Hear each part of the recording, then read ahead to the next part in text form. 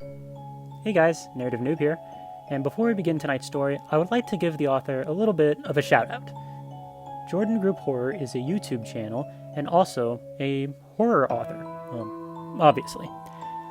I highly recommend their stories, so in the description down below, you will find a link to their YouTube channel, or you can just search Jordan Group Horror on YouTube. Again, that's Jordan Group Horror on YouTube, or click the link in the description down below to find their YouTube channel and more content from them. And I highly recommend it because this story, well, let's just say I hope you enjoy listening as much as I did reading it. Now, enough babbling. Let's get into the story.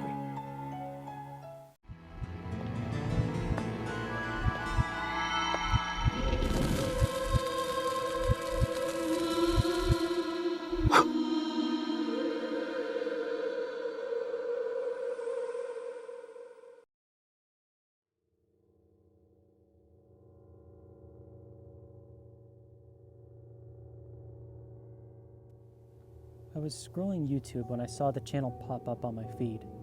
It said, "Recommended for you," beneath a dark thumbnail image. Something about it called out to me, and I clicked on it unthinkingly. A loud baritone voice began to speak, filling my living room with sound. Strangely, I can't remember what it said, only the deep, entrancing way in which it spoke, and the insidious pain of it boring into my brain like the dentist's drill during a root canal. It was painful, but new and exciting. It's hard to explain, but I suppose the sensation could be compared to eating spicy food or some other less PG-13 activities. Hurt so good, as they say. My head was swimming with endorphins and adrenaline, and all I wanted was to watch the video again.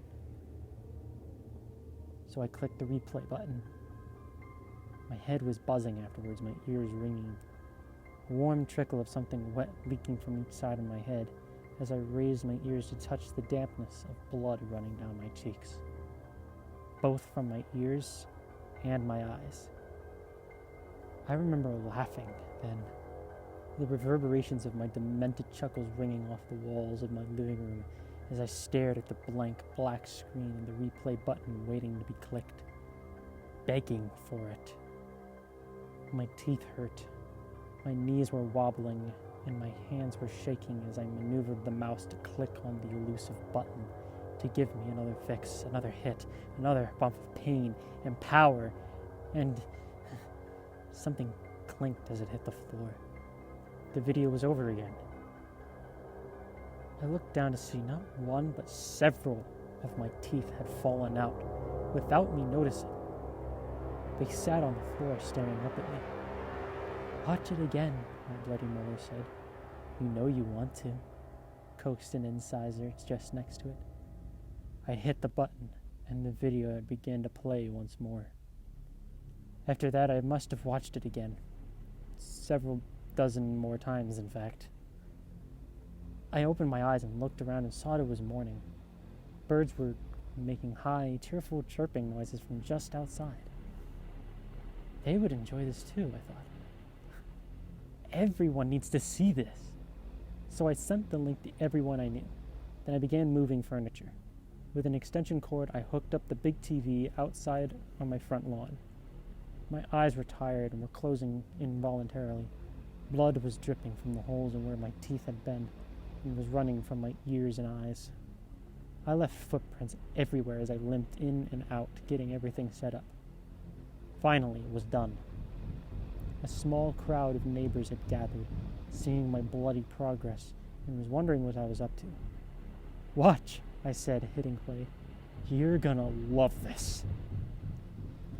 I stood back and observed as their jaws dropped, their eyes glazing over as drool began to pour from their lips. It was the first time I had seen someone else watching it, and I realized upon seeing their reactions just how strange all of this was.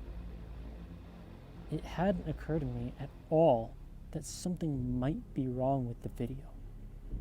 It just felt so good watching it that I wanted everyone to feel the pleasure. But now that I saw my friends and neighbors watching, I gradually became aware that something wasn't right. Something insidious was happening when the people watched that YouTube clip, and it was doing something to their minds. Lazily, slowly, I began to move my arms, flexing my fingers and looking down at them. I reached up and felt the gaps in my gums where the teeth had previously been planted, and I screamed.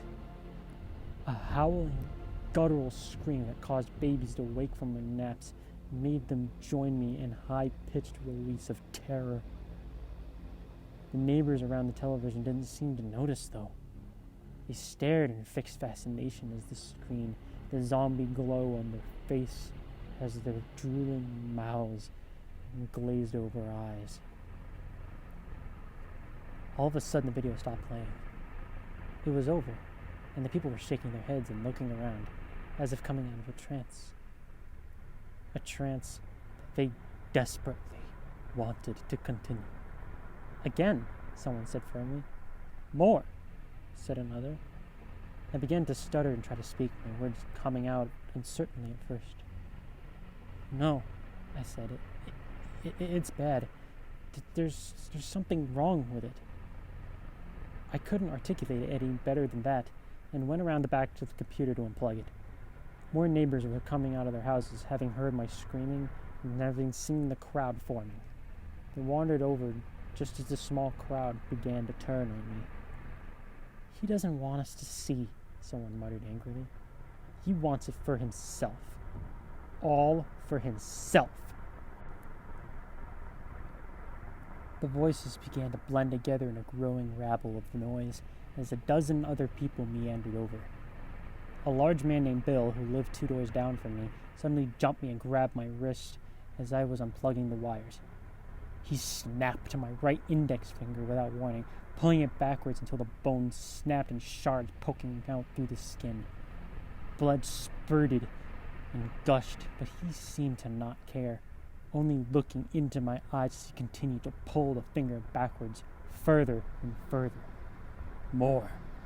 I need more, he said in a deep, angry voice, clenching his teeth and grinding them afterwards.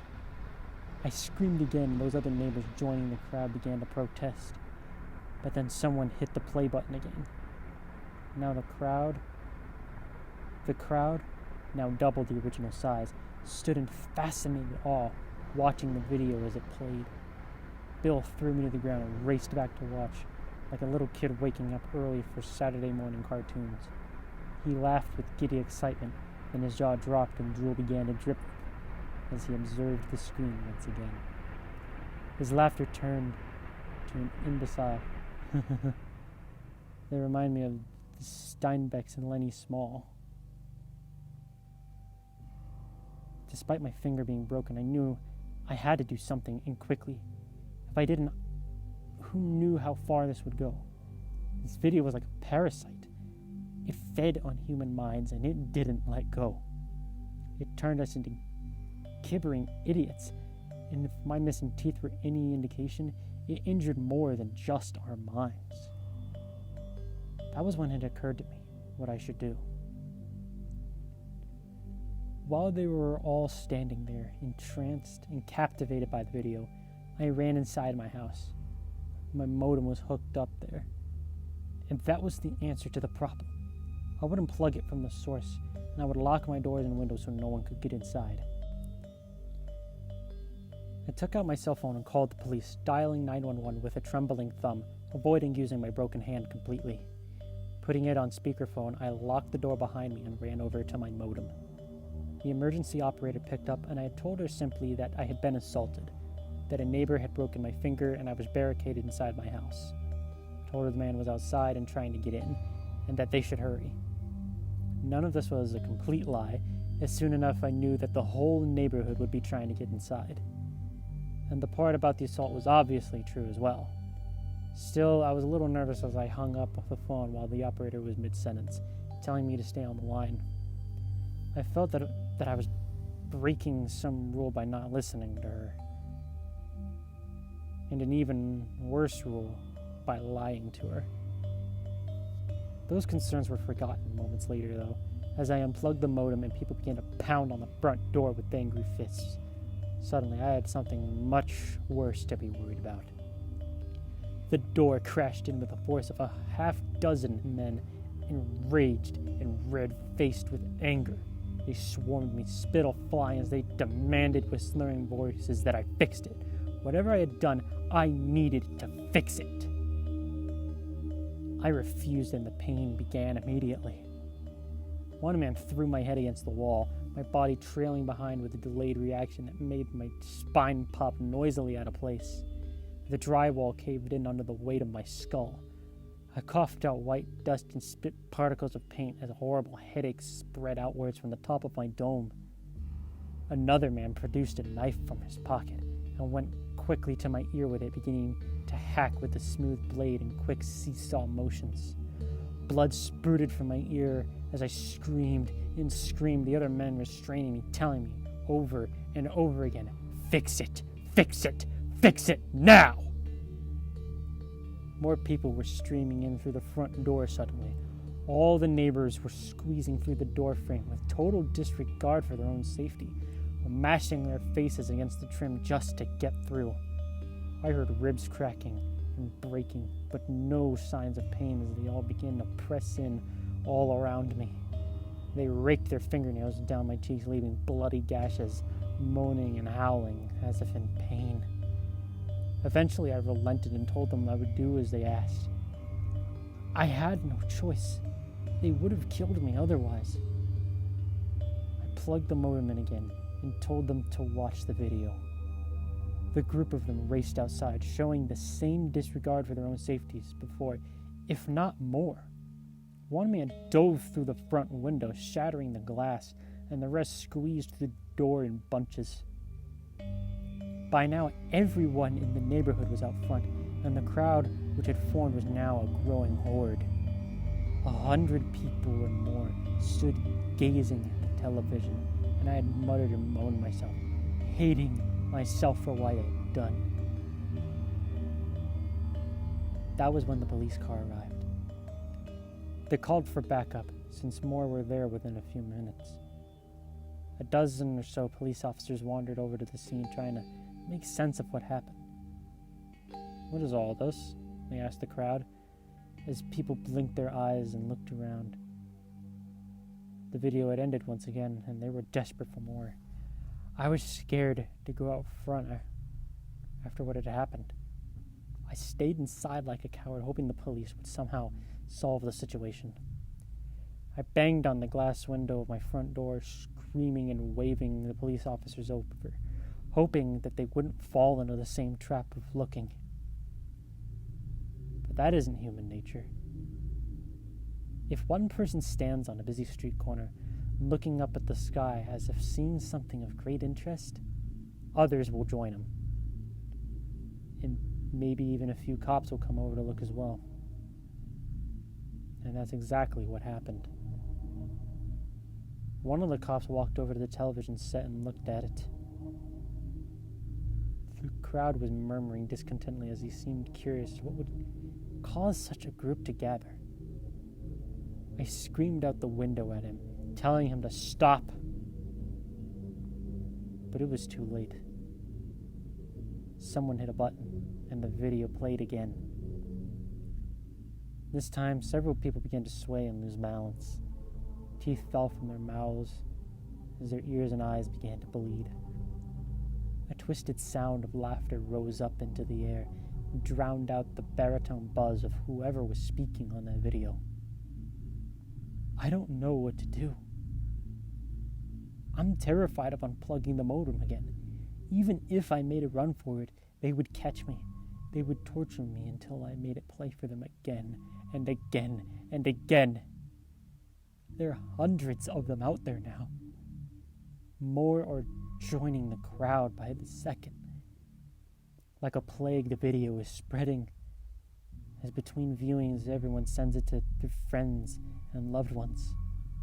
Their gap-toothed, smiling faces are so enthusiastic, so eager. They just want others to see what they have seen. Have they sent you a link yet? Have you clicked on it? Do you want to see the viral video?